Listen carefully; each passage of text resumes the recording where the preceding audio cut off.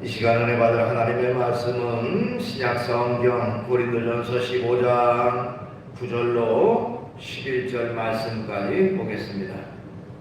받도록 봉독을 하겠습니다. 나는 사도 중에 가장 작은 자라. 나는 하나님의 교회를 박해하였으므로 사도라 칭함 받기를 감당하지 못할 자니라.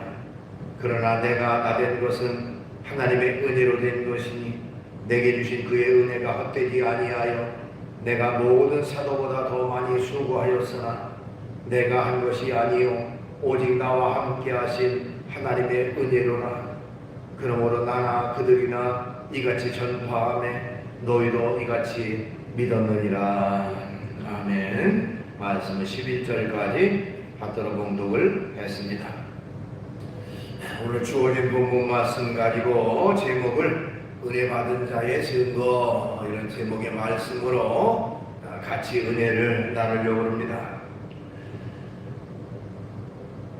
오늘 본문은 사도 바울이 고린도 교회를 향해서 보낸 편지의 일부분입니다. 우리가 잘 아는 것처럼 고린도 교회는요, 하나님의 은사를 받은 성도들이 참으로 많이 있었던 그런 교회였습니다. 방언을 하는 사람도 있었고요, 방언 통역을 하는 사람도 있었고요, 병 고치는 은사를 받은 사람도 있었고, 이런 여러 가지 각양각색의 은사를 받은 사람들이 많이 있었던 교회가 바로 고린도 교회였습니다. 자, 이렇게 은사를 받은 사람들이 많이 있는 교회, 우리가 언뜻 생각하면 참으로 좋고 아름다운 교회다 이렇게 생각하기가 쉽습니다만은, 그런데 이 고린도 교회의 사람들은요, 이렇게 하나님이 주신 은사를 가지고 주님을 위해서 충성하지 아니하고 오히려 자기가 받은 은사를 가지고 다른 사람과 비교해서 내가 높으니 서로 높고 낮음을 가지고 다투기도 하고 또 크고 작음을 자랑하고 있었습니다. 그래서 교회가 점점 시끄러워졌고요, 급기야 여러 가지 분파와 파장이 생기게 됐고, 서로가 서로에 대해서 헐뜯고 비난하고 다툼이 일어나는 그런 교회가 되어졌다고 하는 것입니다. 사도행전에 보면 사도 바울은 3차례에 걸쳐서 선교 여행을 다니는데, 두 번째 선교여행, 2차 선교여행 때 고린도 지역을 방문해서 그리고 그곳에서 고린도 교회를 직접 설립했던 사람이 바로 바울이었습니다. 그런데 바울이 들리는 얘기가 고린도 교회의 아름다운 소식, 좋은 소식이 전달되는 게 아니라 서로 다투고 싸우고 비난하는 그런 일들이 많아졌다고 하는 그런 소식을 듣자 너무나도 마음이 아팠습니다. 그래서 고린도전서 읽어보면 이 바울은요, 고린도 교회에 있는 여러 가지 문제점들에 대해서 지적을 하고 그 문제점들을 어떻게 하면 해결하겠는가, 해결 방안에 대해서 쭉 제시를 합니다. 그리고 나서 우리가 잘 아는 고린도전서 13장, 즉 사랑장에서는 다른 어떤 것보다도 사랑이 가장 중요하다는 것을 강조하고 있습니다. 고린도전서 13장 1절로 3절에 보니까 내가 사람의 방언과 천사의 말을 할지라도 사랑이 없으면 소리나는 구리와 울리는 꽹과리가 되고, 내가 예언하는 능력이 있어 모든 비밀과 모든 지식을 알고 또 산을 옮길 만한 모든 믿음이 있을지라도 사랑이 없으면 내가 아무것도 아니요, 내가 내게 있는 모든 것을 구제하고 또 내 몸을 불사르게 내줄지라도 사랑이 없으면 내게 아무 유익이 없느니라. 그런 말씀이십니다.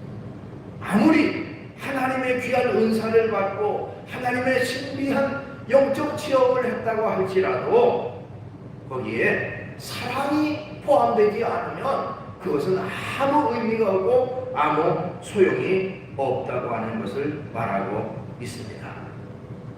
이렇게 고린도전서 13장에서 사랑 대한 것을 강조한 사도 바울은 오늘 본문이 포함된 고린도전서 15장에 와서 자신에 대한 신앙의 고백을 하고 있습니다.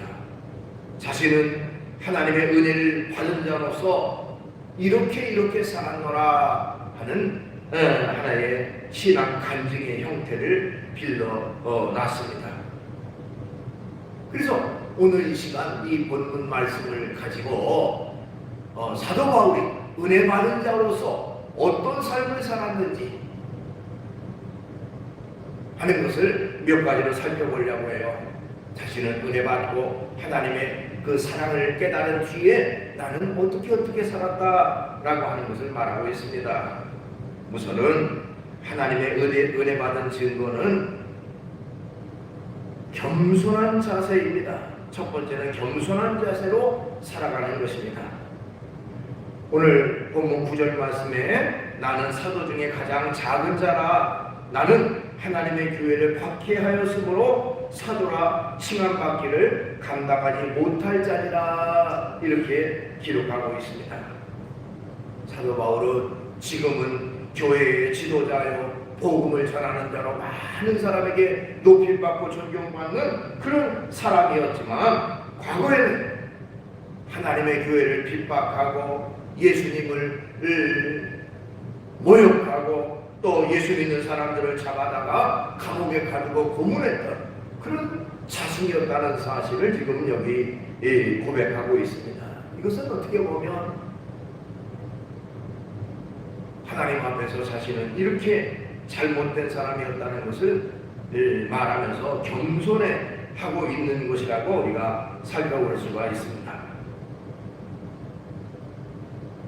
우리는 언제나 하나님 앞에서 겸손한 자세를 가지고 살아가야 됩니다. 나의 과거의 허물과 나의 과거의 연약함을 생각하면서 우리는 언제나 겸손한 가운데 살아가야 됩니다. 과거의 연약하고 부족한 것을 잊어버리고 오늘 현재가 전부인 것처럼 생각하고 살아가는 것 결코 하나님 앞에 바른 것이 아닙니다.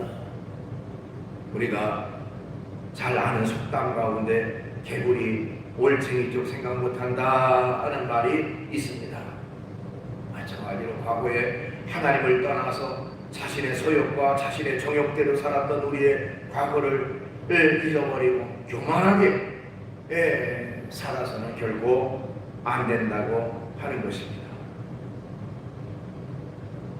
우리는 예수님을 통해서 구원받은 자이지만 그 이전에는 너무나도 하나님 앞에 바로 서지 못하고 연약하고 부족한 우리라는 사실, 그러나 예수님의 십자가의 공로로 죄 씻음 받고 새 사람에 대해서 하나님의 자녀가 됐다는 사실을 늘 기억하고 겸손한 가운데 살아가야 하는 것입니다.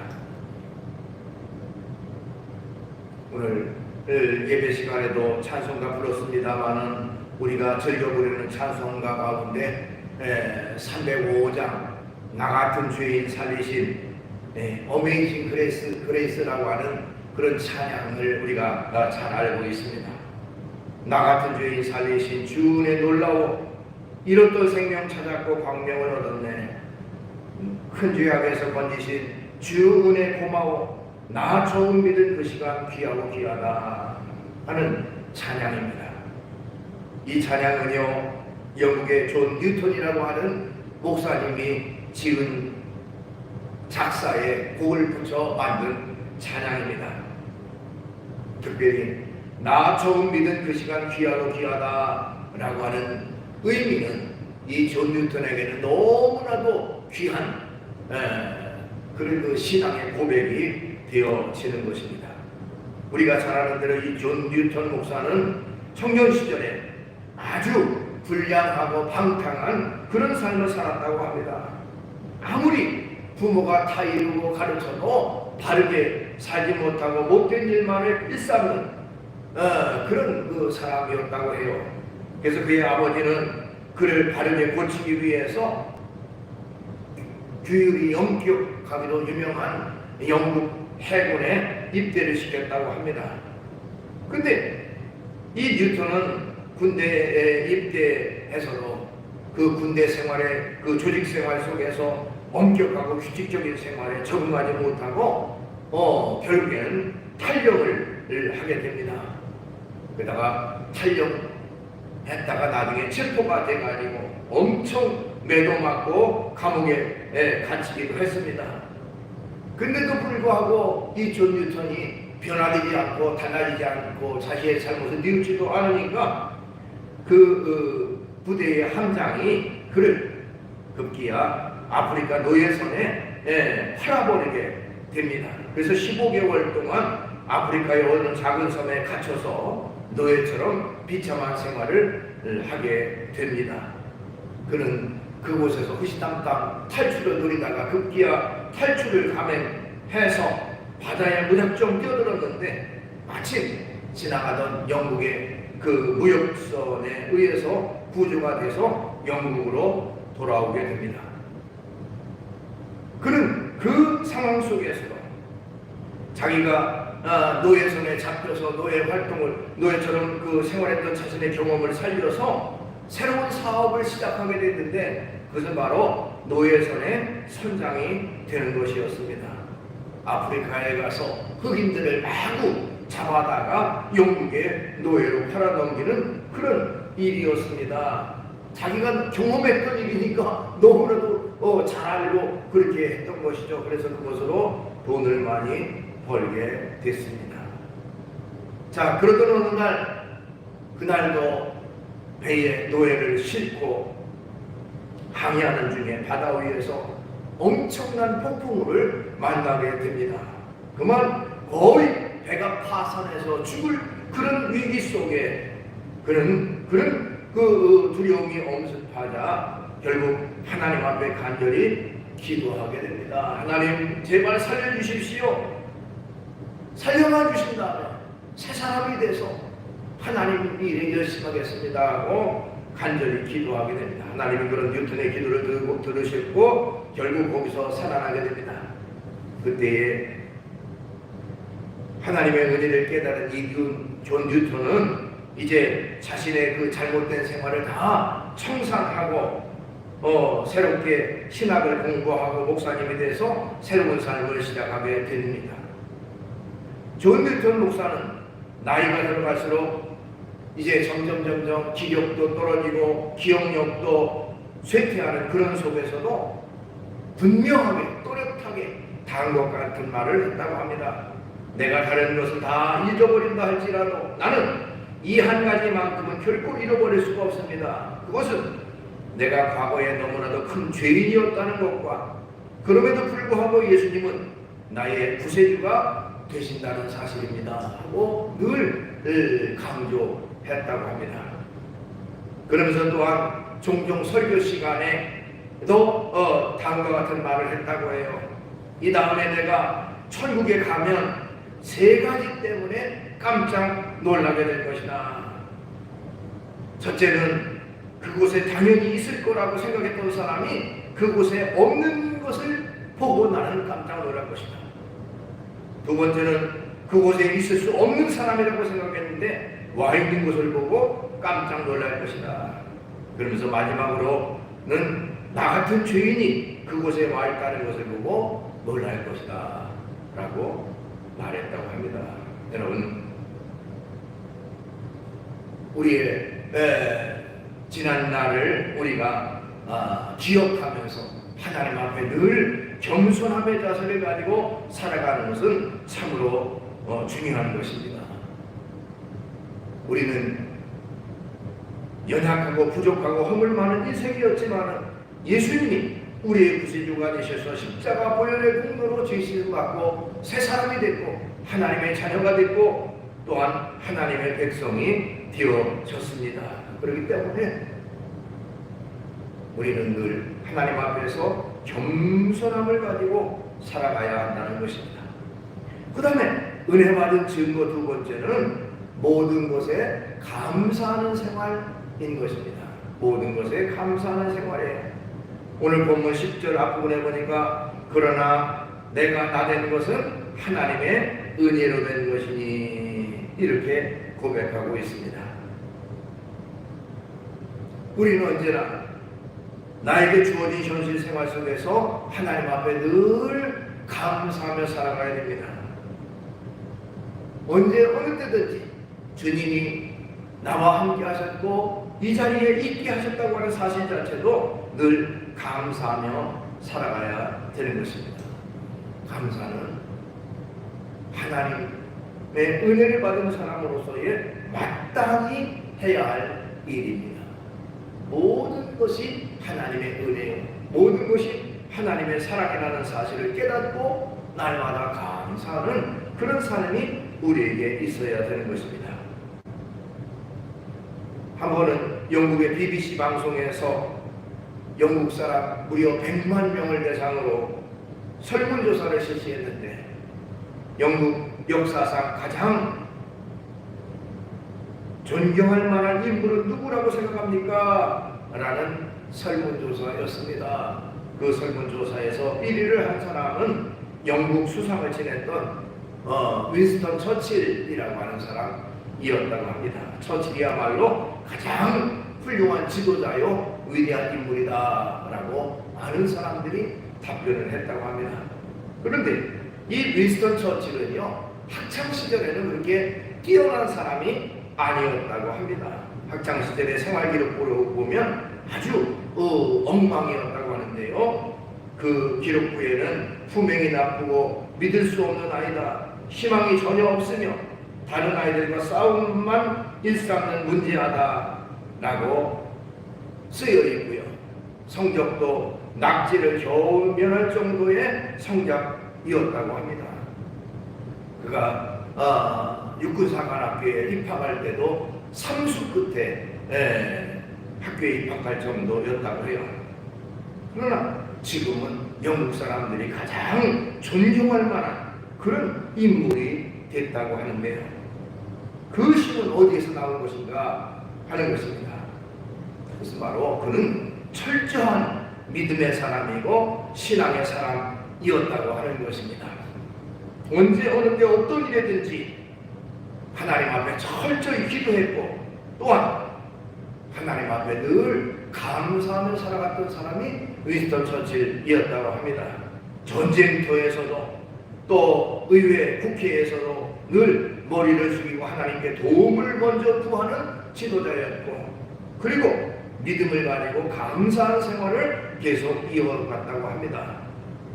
그런 그의 믿음과 신앙이 급기야 영국 사람들 중에 영국 역사상 가장 훌륭한 존경할 만한 그런 인물로 되어졌던 것입니다.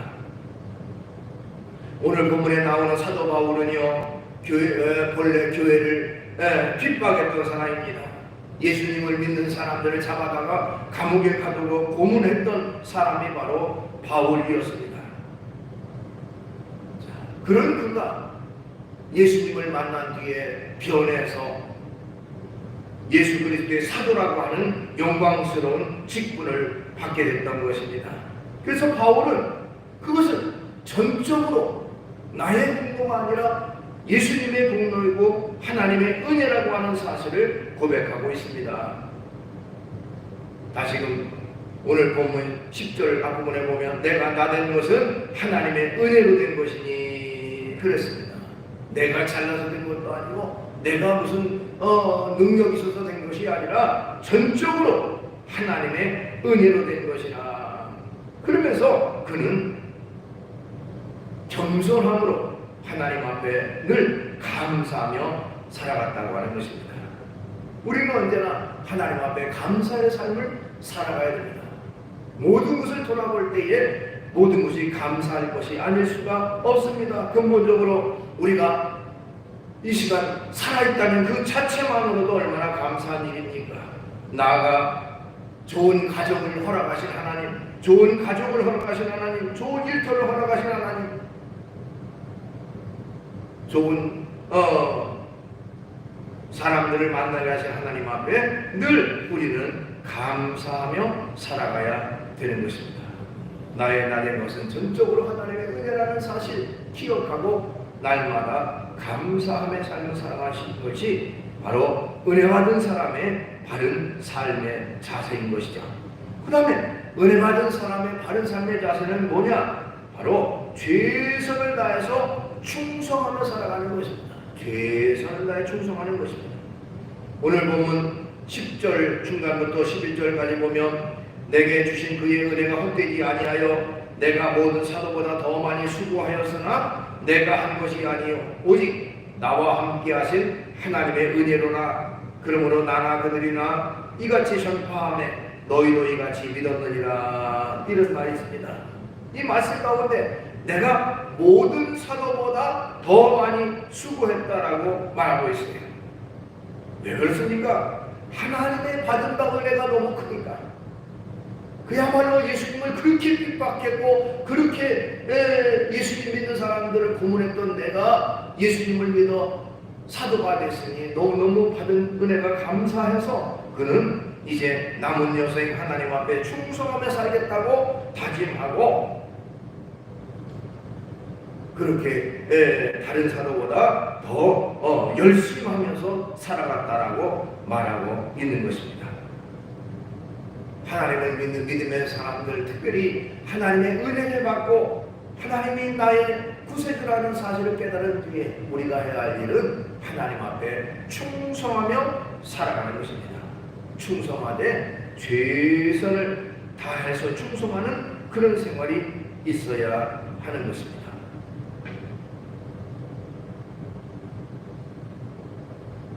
김천의 한 설렁탕집 이야기입니다.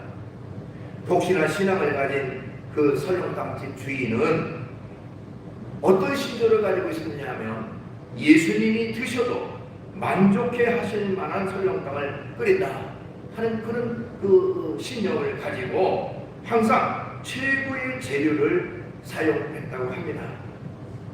소고기 뼈나 또 소고기를 살 때도 최고의 등급, 최고의 좋은 것을, 또 양념이나 무나 배추나 기타 재료를 살 때도 최고의 신선하고 좋은 것으로 그렇게 사서 요리를 했다고 합니다.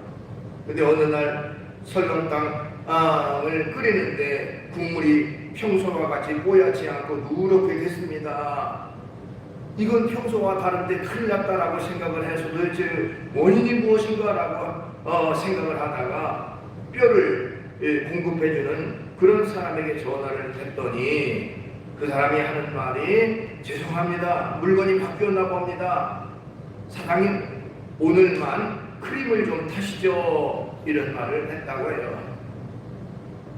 자, 크림을 타면 국물이 뽀얗게 된다는 거 이미 이 설렁탕집 주인도 들어서 알고 있는 거고 우리가 한때 그런 얘기 많이 했죠. 어쨌든 그런 이야기는 들어서 알고 있지만 그러나 그는 하나님을 믿는 사람으로서 양심상 그렇게 할 수가 없었습니다. 그는 설렁탕에 크림을 타는 대신에 가게 문을 닫고 가게 문 앞에 글을 써붙이기로 했습니다. 오늘은 설렁탕 재료가 좋지 못해서 쉽니다. 죄송합니다. 하는 내용이었습니다. 자, 그 내용을 본 사람들 발길을 돌리면서도 흐뭇했습니다. 최선을 다하는 그의 모습에 감동이 됐고 소문에 소문을 더해서 많은 사람들이 몰려오는 그런 번성하는 가게가 됐다고 해요. 자, 어떤 일이든지 우리가 하나님 앞에 충성하되 최선을 다해서 충성하는 자세가 필요합니다. 사도 바울은요 과거에 자신의 그런 그 허물과 그런 잘못임에도 불구하고 예수님이 구원해 주시고 하나님의 은혜를 받았으니 또한 사도의 직분을 받았으니 나는 더 많이 수고할 수밖에 없었다라고 간증하고 있습니다. 우리가 잘 아는 대로 사도 바울은요 사도행전을 읽어보면 수없이 많은 죽을 고비 삶의 위협을 느껴가면서도 그는 예수님의 복음 전하는 일을 게을리하지 않았던 것을 볼 수가 있습니다.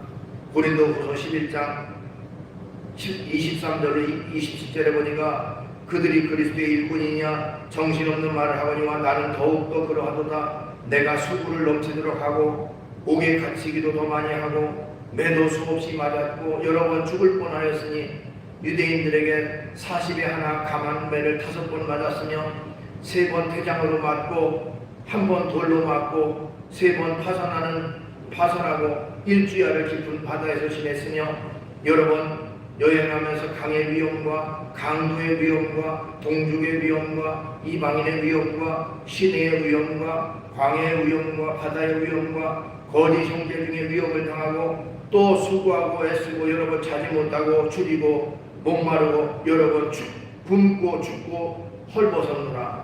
수없이 많은 고통과 고난과 어려움과 죽을 고비를 넘겨서 그래도 복음 전하는 일을 나는 계속했다. 뭡니까? 하나님 앞에 그렇게 끝까지 충성하고 수고했다는 것을 볼 수가 있습니다. 하나님은 끝까지 충성하는 사람을 기뻐하십니다. 조그마한 고난이 있고 어려움이 있어서 포기하고 등한히 하는 게 아니라 하나님 앞에 주신 사명, 주신 직분을 끝까지 충성하는 사람, 그 사람을 하나님은 기뻐하십니다. 말씀을 정리합니다. 사도 바울은 하나님의 은혜 받은 자로서 나는 이런 삶을 살았다라고 말하고 있는데 바울은요 겸손함의 삶을 살았습니다. 과거에 자신의 허물과 자신의 잘못과 자신의 부족을 생각하면서 자신이 하나님 앞에 죄인이었다는 것을 잊지 않고 언제나 겸손함의 자세로 살았습니다. 또한 은혜 받은 사도 바울은요 이 모든 것이 하나님의 은혜라는 사실을 깨닫고 또한 하나님 앞에 늘 감사함의 삶을 살아갔습니다. 모든 것이 하나님의 은혜로 된 것이라고 고백하고 있어요. 그 다음에 또한 이제 보답하는 심정으로 나 같은 죄인을 살리신 주님을 주님께 보답하는 심정으로 이제는 최선을 다해 충성하며 살아가느라고 다른 어떤 사도보다 내가 더 많이 수고하고 했었다라고 자부하고 자신감 있게 말할 수가 있었던 것입니다. 이것이 바로 우리의 삶의 모습이 되어야 합니다. 언제든지 하나님 앞에서 겸손한 모습을 가지고 살아갈 뿐만 아니라 또한 하나님 앞에 날마다 하나님의 은혜라는 사실 깨닫고 감사를 보고 또한 주어진 일, 주어진 사명, 주어진 모든 일에 충성하고 최선을 다하며 살아가는 우리 모두가 되기를 주의 이름으로 축원합니다. 기도하겠습니다. 거룩하신 주님을 찬양합니다. 오늘 이 시간도 저희들을 주의 전에 이끌어 주시고 귀한 예배의 영광 드리게 하심을 감사합니다. 사도 바울은 자신이 과거에 참으로 예수님을 핍박하고 성도들을 핍박하고 수없이 교회에 어려움을 끼쳤던 그런 죄인 중에 죄인이라고 고백하면서 그럼에도 불구하고 주님께서 나를 건져주셨으니 나는 낮아질 수밖에 없고 겸손할 수밖에 없다고 겸손의 삶을 살았을 뿐만 아니라 모든 것이 하나님의 은혜로 된 것이라고 하는 사실 깨닫고 감사하며 살아가고 그리고 이제 이 모든 은혜를 보답하는 마음으로 주님께 최선을 다해서 충성하며 살아가겠다고 다짐하고 충성을 다했던 것을 볼 수가 있습니다. 그의 앞에 수없이 많은 죽을 고비와 고난과 어려움과 핍박이 있더라도 꿋꿋이 주의 사명을 감당했던 것을 볼 수가 있습니다. 주님, 언제든지 우리도 하나님 앞에 은혜 받은 자로서 구원받은 자로서 바른 믿음의 삶을 살아가기에 부족함이 없는 저희가 되게 해주시옵소서. 예수님의 이름으로 기도하옵나이다. 아멘.